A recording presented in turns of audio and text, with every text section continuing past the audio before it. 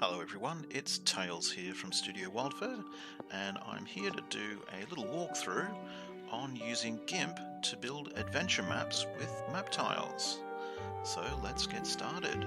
So the first thing I'm going to show you is how to set up your image. Now, this is a completely fresh install of Gimp. So let's go up to File, New. Now, this will bring up the Create New Image dialog. Now, there are a few things that we need to take into account when creating a new image, especially for map building. The first thing and the most important thing we need to think about is the map grid, or how large a grid we want to have for our map canvas. So, do we want to have a canvas that is, say, 10 grid squares across the top, and then say maybe 15 grid squares deep, or maybe we want it to be quite a wide one, 20 grid squares wide, only 10 deep. We need to know those dimensions because that will determine our image size. So for this example, I'm just going to build a small map. So let's just say we're going to have, it'll be 10 grid squares by 10 grid squares. It'll be a square. Now, all Studio WyldFurr adventure map building map tiles are made with a 180 by 180 pixel square grid in mind. So if we pull up the calculator, so if we go 180 times by 10, because we're 10 grid squares, that means that our image size has to be 180 pixels. So we just go and put in, 1,800 pixels. Now, so we'll get rid of our calculator. Now the next thing that we need to look at, this is where the advanced options comes in, is by default the image created by Gimp will be 300 dpi because it's set up to make a print image, which is a 300 dpi image. Because we're only doing this for the virtual tabletop, we want to make this something else. Just change it to RGB. That's all we need. So those are the settings that you need to have for creating your. This is effectively creating our blank map canvas. That's the way to think of it. So the width and the height is 180 pixels times by how many grid squares in those directions. We want to have an X and Y resolution of 72, and color space is RGB. Once you've got that set, click OK, and here is our image. Here is our blank map canvas. It has a white background with nothing on it. Here in the layers palette, we have the background, which is one layer, and that's pretty much all we need to do to set up our image. So that we can put pieces onto our image and begin creating our adventure map, we need to look at a folder structure for our layers. This is down here in our layers palette. So the folder structure that we want to have is we want to have a folder for ground elements, such as our the grass layer, grass and dirt, roads, that sort of thing goes into the ground layer. We then need to have a folder which I call the floor layer. That is the floor surface of our building. So for example, floorboards, tile floors, that sort of thing. The next thing that we need to have, as you can probably guess, is a walls folder. That's where we put all of our walls. Walls, windows, anything that goes above the floor.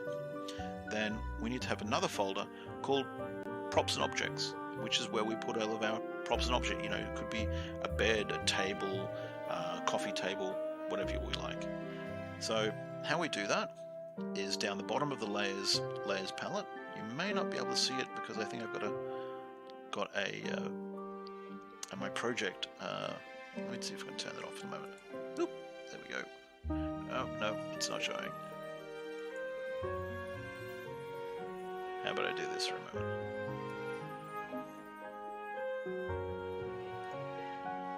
Oh, there we go. Okay, so at the bottom of our layers palette, we have create a new layer, or create a new layer. We're not going to be using that because everything's created for you. But we do need the next button along, which is create a folder. So we need 4 folders. 1, 2, 3, 4. Now, as you'll notice that they all got created one within the other. That's because Gimp works by creating anything that's new within the folder that you've currently got selected, which is pretty useful later on. So just drag and drop them to order them around, and then just ground, double click in the name to give it a name. So ground, this is floor, walls, and props and objects. And there we go. So those are our folders that we will be putting all of our pieces into as we build our map. So the next thing we need to do is we need to set up a grid so that, I'll actually full screen this because we don't need that. As we place map tiles onto the image, we want them to snap into place. Now we do that by using a grid. So first we need to turn it on so we can see it, and we need to set it so that new image pieces will snap to the grid, and then we need to set it so that it is the correct grid size. So let's turn it on so we can see it. So we go View, Show Grid. Then we want to have our pieces snap to it. So we go View, Snap to Grid. So that means that as we place pieces, it will snap to the grid. Now we need to make certain that it is the correct size. So it needs to be, remember we're using 180 by 180.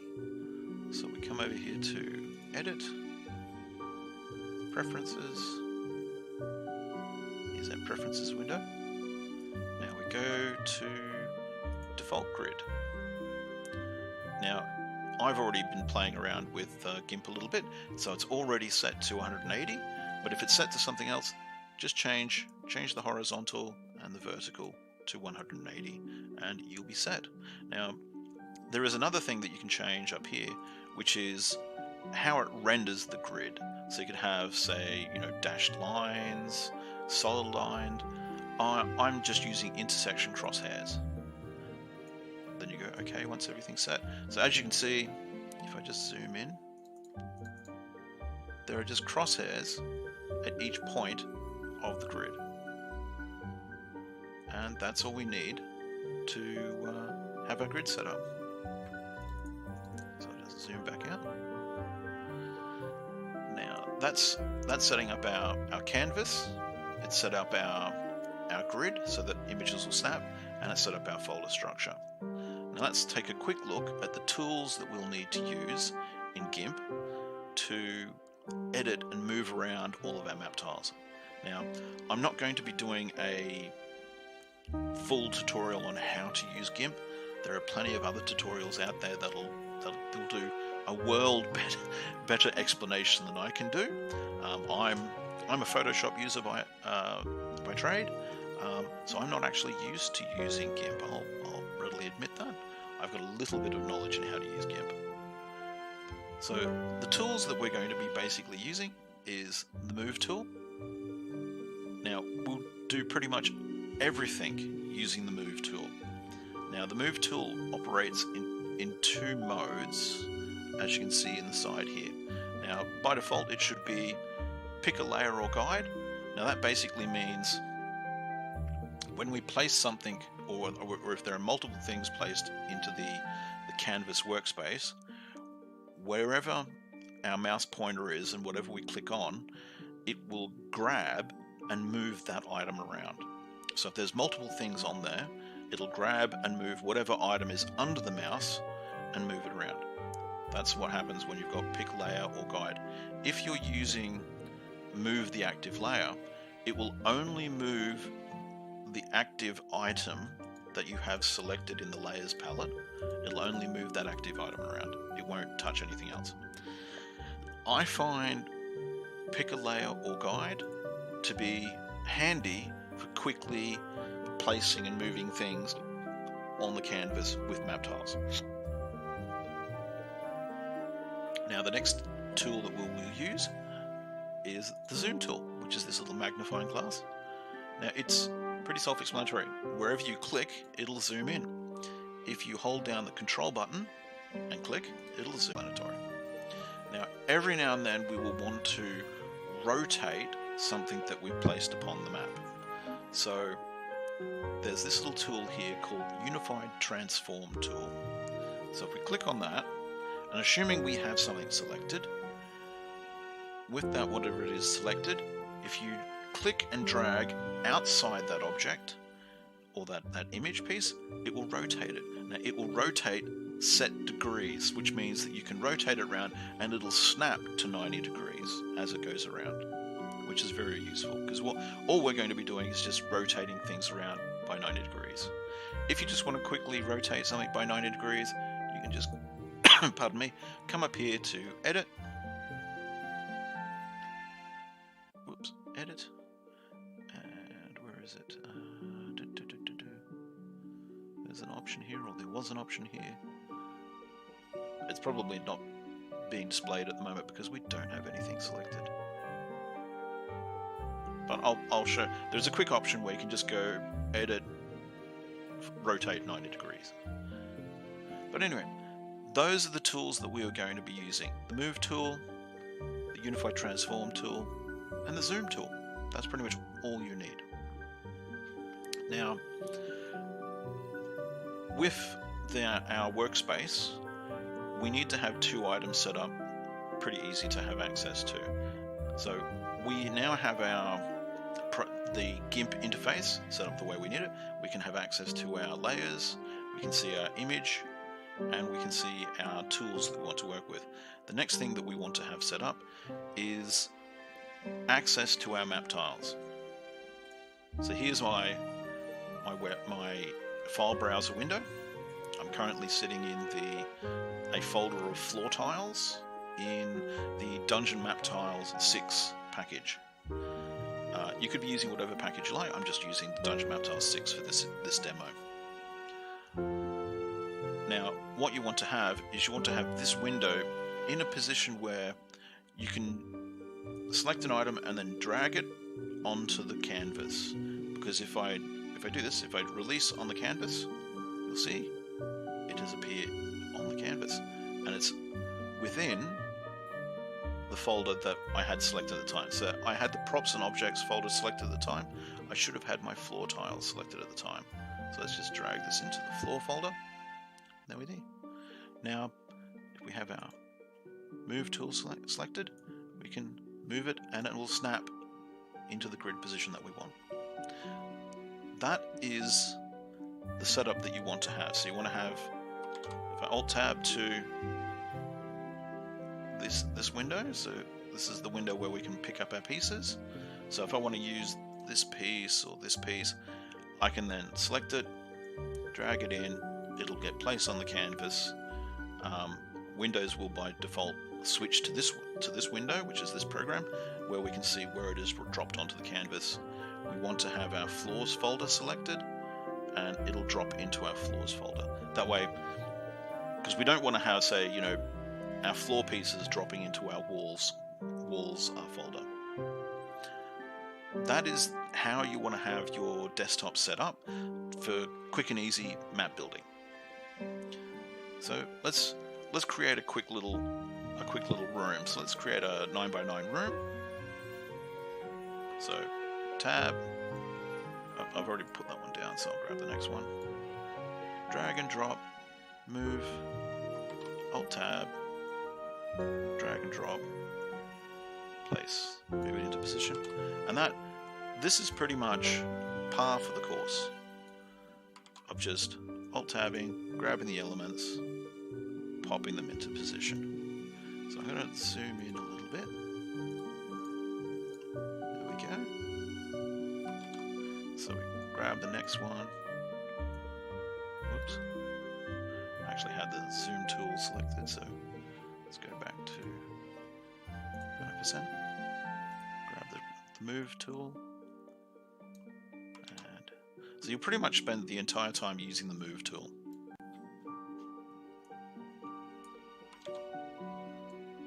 Plonk. And So there's a room. Now, I'm going to quickly discuss something about build method. Now, there are two build methods you can use for quickly building up an adventure map. The first build method, and I default to this pretty much straight away, which is build out your floor. Now, that means that I'll go through, so for example, here's a room. Let's just say I now want to have a corridor coming out this way. So I'll actually start building out the floorway for that corridor. And I do this before putting down anything else. Now, here's a quick little tool. If you hold down the Shift button, you can now move the canvas around. So if you're zoomed in, you may need to, sort of pan around the canvas. So holding down the Shift and dragging allows you to pan the canvas around. So let's just say, I've got a corridor that comes out here. So I'm going to use this 2x1.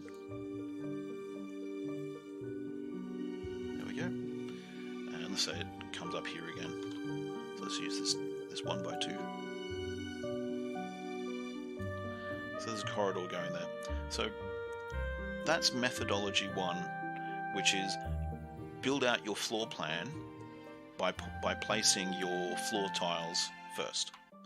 Now there is methodology number 2, which is the inverse of that, which is build out your building by placing your walls first. So if I switch to, let's go to the brickwork walls.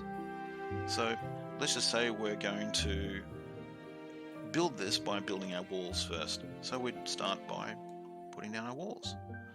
So make certain I'm in the right thing. Now this is where it gets to be a little bit important. I placed that accidentally into the floors folder, which I had just clicking on the little eye hides that folder or that item. So because I've got all these floor tiles within that folder, if I click on the eye for the floor folder, it hides everything. So let's go back here. So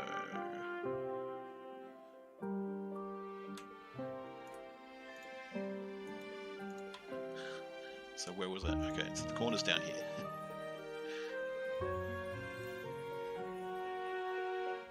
So methodology number 2 is that you start building up your dungeon or your adventure map by placing down the walls first.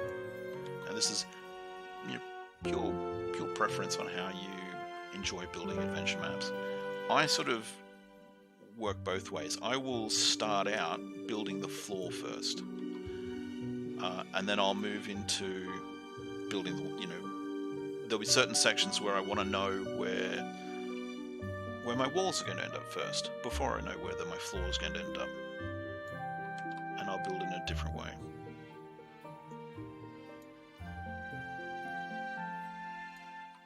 So let's just put this walls around here. There we go. So, as you can see, I put it in the wrong place. Oops. So I need to move these over. So here we go. This is why Snap 2 is so good, is that you can just quickly grab each item and move it into place. And this is where using the move tool with pick a layer is that I don't have this layer selected, but because I'm clicking over the top of it, it'll move. There we go. So there's our room with a wall around it. So here's the first little intricate piece of building maps. We want to have a doorway just here. So there are some pieces that we're going to be using specific to making doorways. So the first that we're going to use is, if we look in our folder called Cornerstones and Doorways, most of my wall folders in all of my map building packs have a Cornerstones and Doorways folder. Now there are cornerstones, which is basically just one corner of the wall. So if we look here, a single cornerstone would be that. a doorway will be both sides. So for example, if we look down here, there's this one here. Now, where did I put that? Oh, I put that somewhere it shouldn't have gone. There we go. Okay, so if I just put it out here, we can see it's got the wall section on each side of what would be the doorway. Now we want to quickly put that there. And this is going to be the wall on either side of our doorway. Now, if we were coming into another room, we might use the doorway section, which is for the inside another wall, another room, which might be that one. So we can see we've got the cornerstone, but here we want to have passageway. So I'm going to delete this one. I'm going to navigate up to our core folder and go to the passageways and dead ends folder. So here we go, we can see some ready-made passageways. Drag and drop, put it into position. It's got to be in that walls folder. So this would be where we want a doorway. This intersection between these two tiles. So we come back out to the core of our map tiles pack, and we want to find the folder that has our doors in it. So in the Dungeon Map Tiles 6 folder, there is a simple doors folder, and as we can see, it's simple doors. When I create the doors, I usually create them with a fully closed version and then open by various degrees. So let's use the partially open version. Drag and drop it on. Drag it so that it is at the position we need. Now we want to put this in the props and objects folder because we want to have it display above the shadowing of the wall. There we go. So that way, if we had it in a folder, say, or below our walls, see how it's quite dark now? It's dark and kind of hard to see. We want to have it above our walls, so that way the shadowing is below it, and it's quite easy to see that there is a door there. Some people don't actually like putting in the doors. They like to put them in as tokens in the game themselves, so they can actually come along and change the token during the game. So you can have a closed version when it's actually is closed, and then change it to say an open version. I'll just put it in so I can show you. So they could have a closed version, and then partway through the game, it's an open one. It's personal preference. It's up to you. I just like to use different versions, because that way you can, as you go through the game, most virtual tabletops have some sort of dynamic lighting, and they'll have a system where you can actually have doors that will block the dynamic lighting, and it's just personal preference how you have the shadowing and the lighting work. But anyway, that's the first little technical piece just there, is how to place in doors. So let's just give this a corridor. So make certain I'm in my walls folder. There we go. Go back to my walls. Brickwork walls. So we want to have the corner. Then we want to have a cornerstone. So it's just a single cornerstone. We'll use this curved one. There we go. Then we want to have a passage bit, and we'll actually put in the cornerstone for this piece here.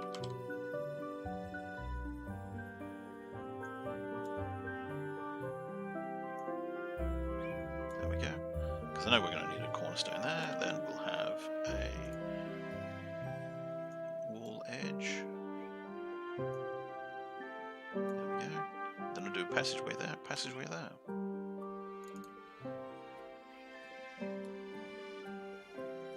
So there's a passageway, and another passageway. There we go.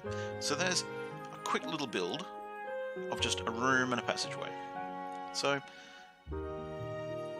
let's just say that on the other side of this wall is the outside, the outdoors.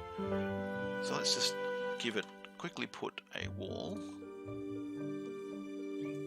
So this is be the outside wall.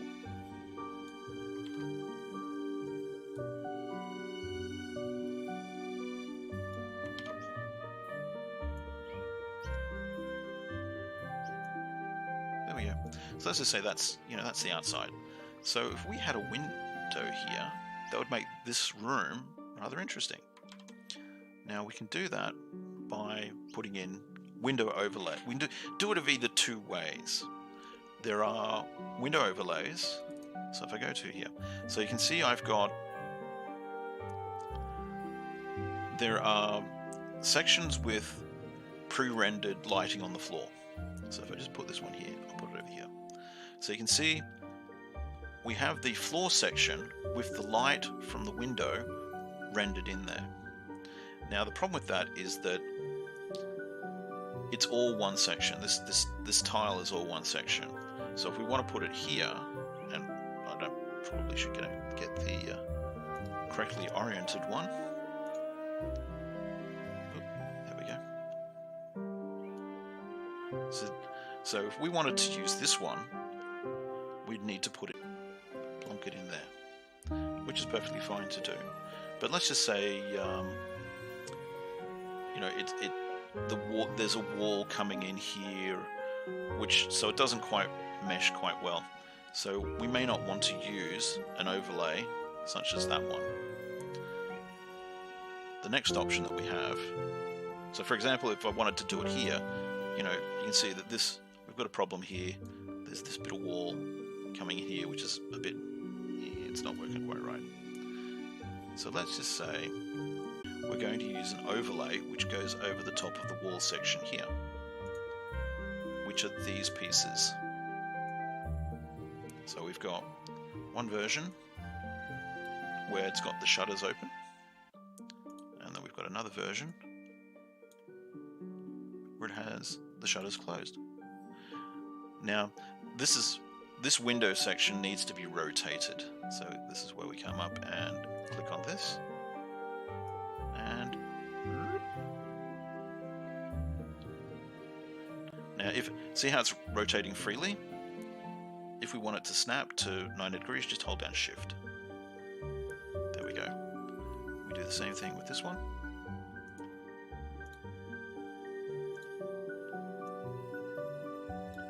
There we go. So it's rotated the direction we want it. Now, these normally go up into the props and objects layer as well, because we want these to overlay over the top of the wall section, so that it can look like that. So it looks like there's a window there. Now the downside to using these pieces is that there is no lighting rendered on the floor. I'll probably do another tutorial where I show you, probably in Photoshop, which I know a lot better than Gimp, where I show you how to create that lighting really quickly. But for quickly just putting together a adventure map, this is a very speedy way to do it. Same thing with this one. And the good thing about using these overlays is you can put it into positions such as right on this corner. So it's no problem with that wall coming in right there. Same thing with this overlay. We could put it here. No problem whatsoever. And it looks like it fits. Whereas if we use this one, it's like, it goes and knocks out part of that wall, which is not good. So let's get rid of that. Dunk. And that is how we create windows in walls. So there could be like a ground, grassy ground layer out here. In fact, I might close these down, go back to my ground layer. We'll actually put in ground outside. So do we have a ground layer? Stony ground. Let's have a look at this. Yep, here we go. Stony ground. Do we have a different one? Sandy ground. That's sand with some water.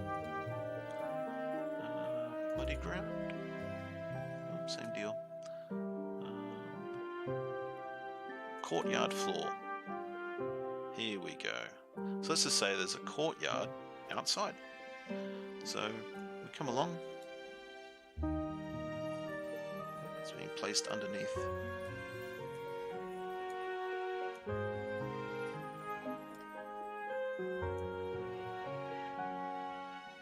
There we go. Let's lock the floor layer. How do we lock a layer?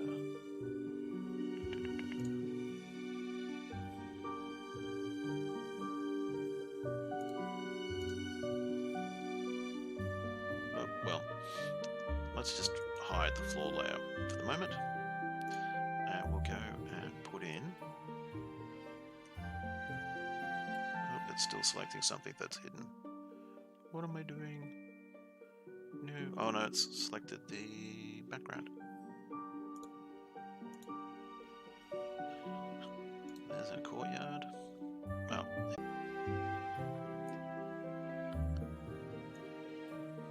Sorry about that. There we go.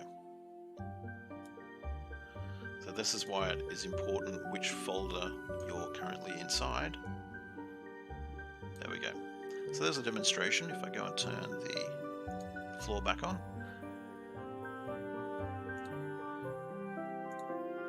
So that's why it's important to make certain you're in the correct folder. So that's our courtyard outside building. Now, let's say we're going to have a staircase right here. So we're going to need to modify our room and our walls. So I'll just pan this over a little bit. So I'm going to quickly build a little wall here. So let's jump into our walls.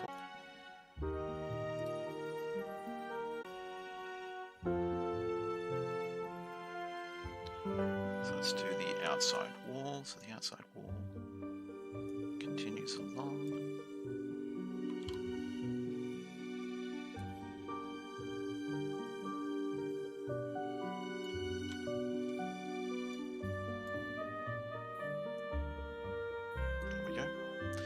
So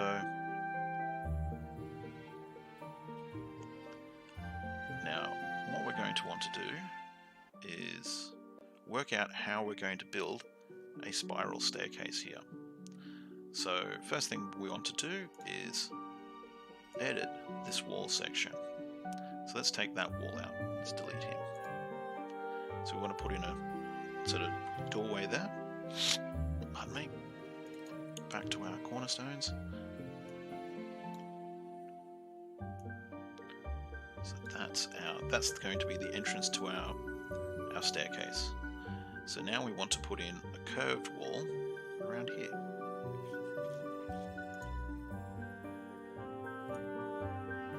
So we come to our 10-foot curved walls.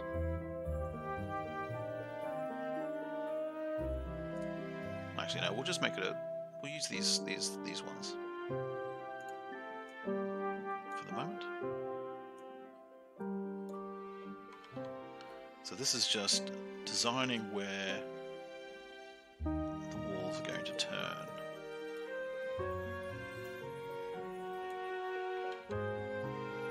Now we want to have, this is where we're going to need a dead end piece.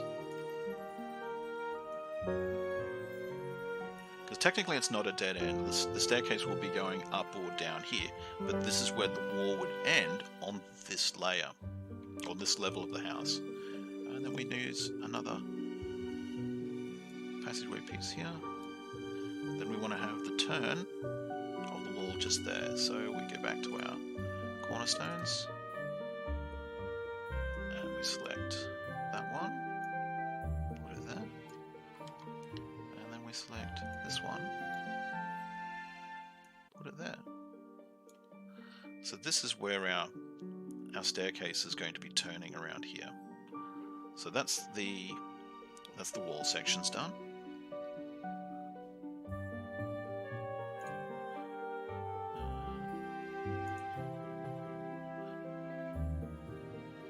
That looks like that. Okay.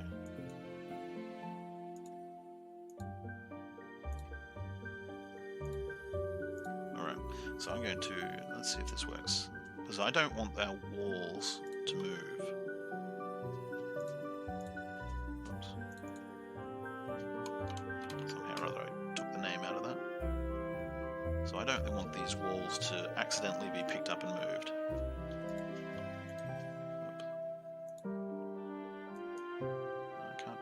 Folder. That's a shame. Okay, let's go to our floor. There we go. Now, with the building a staircase, the first thing you want to do is you want to put in a standard floor, because the texture of the floor will show through the staircase pieces, as I'll show you in a moment. So let's just put in a standard floor.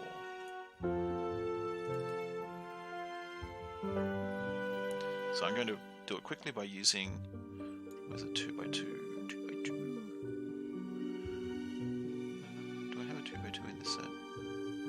Nope, I've just got the 1x2, so let's use this one.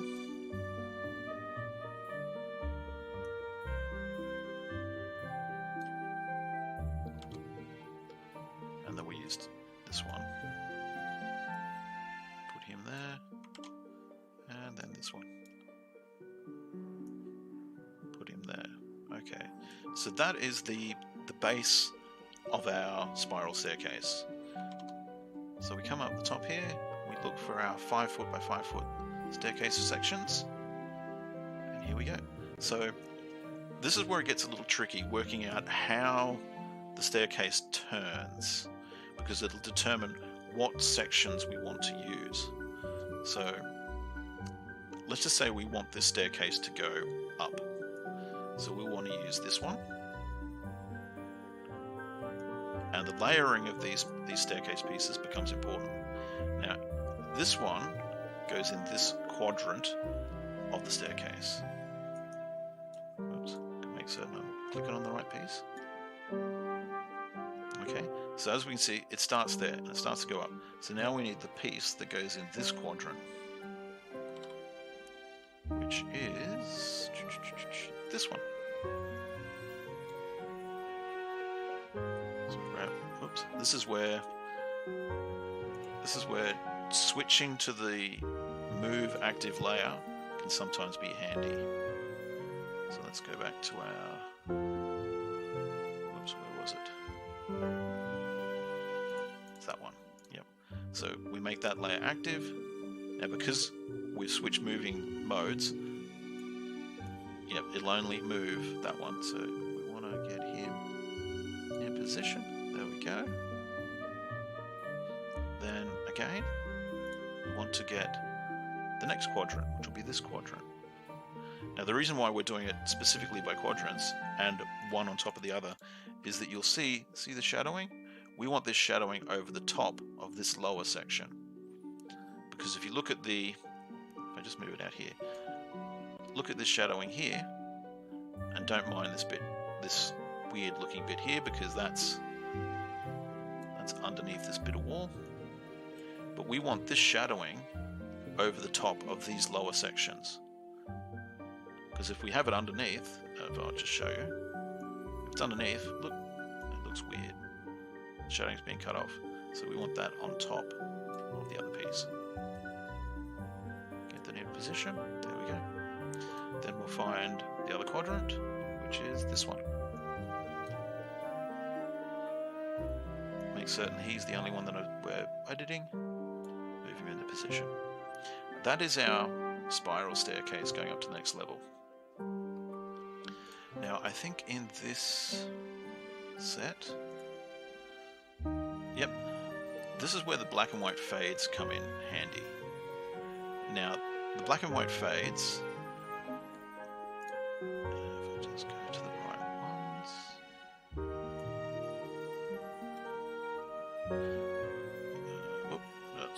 not one we want. Too big. 2 by 2. Here we go.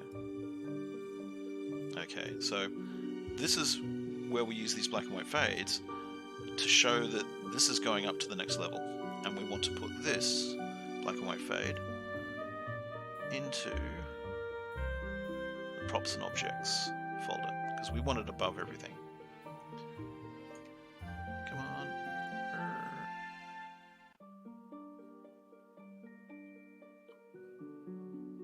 Here we go. Now we want to... I haven't done this yet. I want to mirror this layer. So edit. Actually, is it an image? Image, transform. Here we go, flip. And this is where I found the piece I was looking for before. If you want to, so for example, if you want to quickly rotate something, so for example this image, let's say we wanted to rotate it, you could use the Unified Transform tool, or you could come up and go Image, Transform, rotate 90 degrees clockwise or counterclockwise, or rotate 180 degrees. There's also the option here of flip horizontal, flip vertical. This one, we want to flip it horizontal.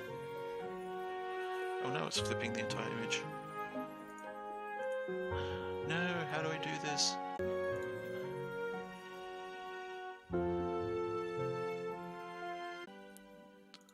Layer, transform. Okay. Please tell me this is the right one. Okay. Image.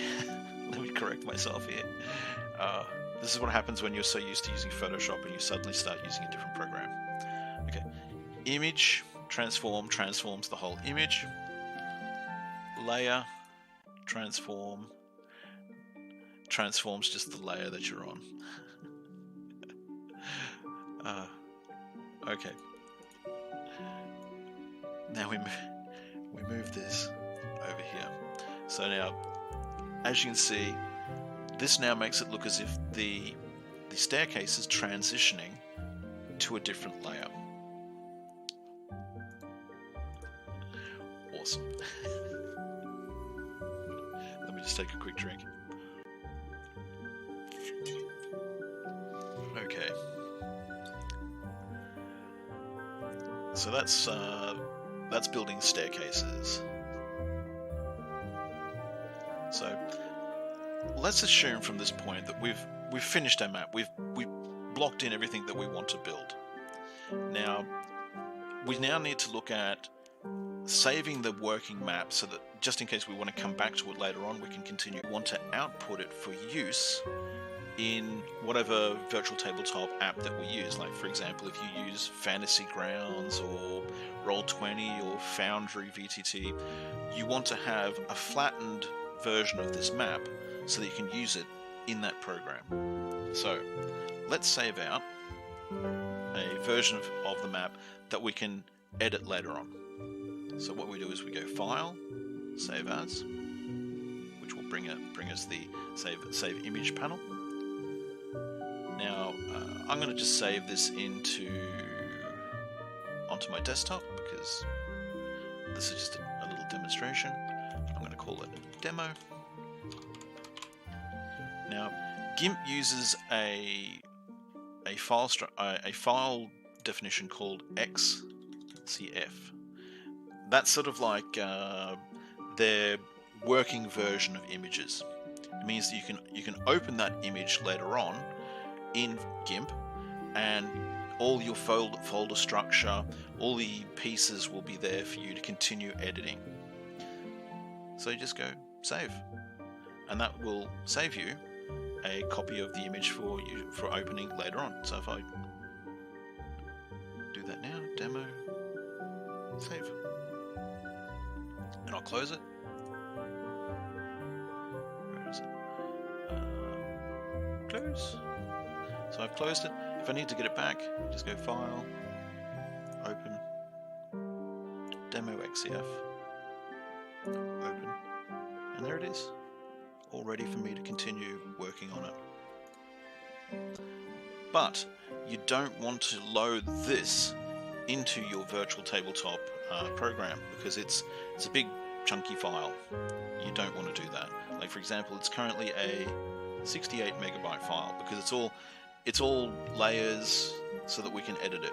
You don't need that for your virtual tabletop program. You just need a flattened image like a JPEG or something like that. So what you want to do is you want to come along and you go File, Save a Copy. Now this would be saving a copy of the image.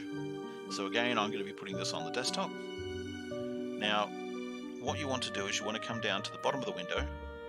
There is an option here. Select Type by Extension.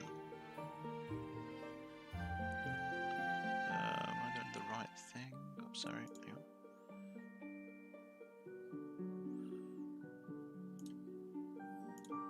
on. Oops. Hang on, don't do that. Oh, sorry. You want to go Export As. Please ignore my Save As. Go Export As. Yes, here we go. So, Export As. Select this file type by extension. Now, if most apps want to have a JPEG, so you'll scroll through this list until you find JPEG. So JPEG image. So this is demo JPEG. And you go export.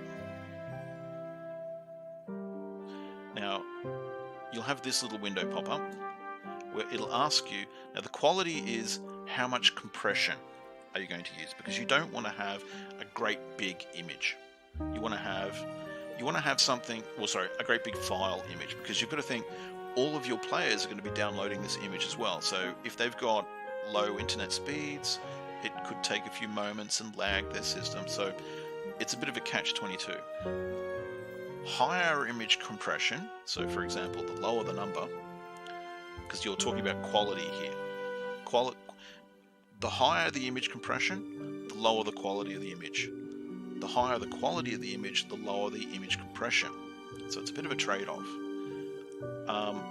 Some people have a preference, some people put it like 50% or whatever.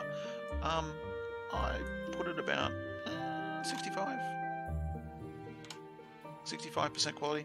You don't lose much quality of the image, and you gain relatively good image compression.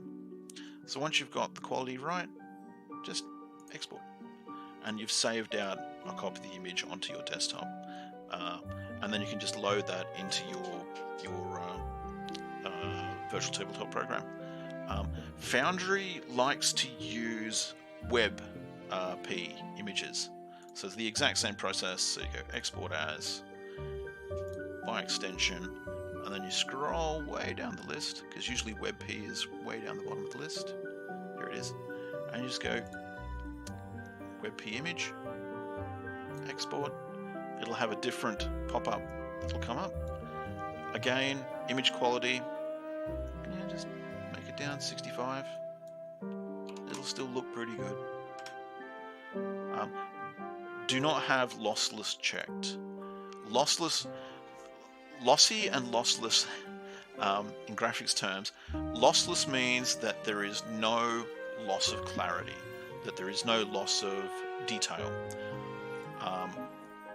Lossy means that you're losing clarity, you're losing image quality, but you're gaining image compression. So turn lossless off, give yourself an image compression about 65. You can experiment with it. Some, as I said, some go a lower image quality, more image compression, and they find the images still look pretty good. I find 65 works pretty good. And then export. And you've made yourself a WebP image that you can now load into Foundry.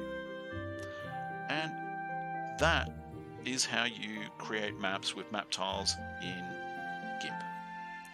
I hope you've enjoyed watching me bungle my way through using Gimp. I'll try and do a Photoshop tutorial where I go through the exact same thing. Hopefully I won't be as bad with Photoshop as I was with Gimp. I do a lot more with Photoshop than I do with Gimp. But Gimp is free. It is a very good graphics editing program. Unfortunately, I use it once in a blue moon. I pretty much only use it for making these tutorials. So please forgive my errors that I make along the way. Thank you very much. Don't forget to check out WyldFurr.com. WyldFurr.com. And as always, as everybody says, press the like and subscribe buttons if you want to see more of these videos. Thank you.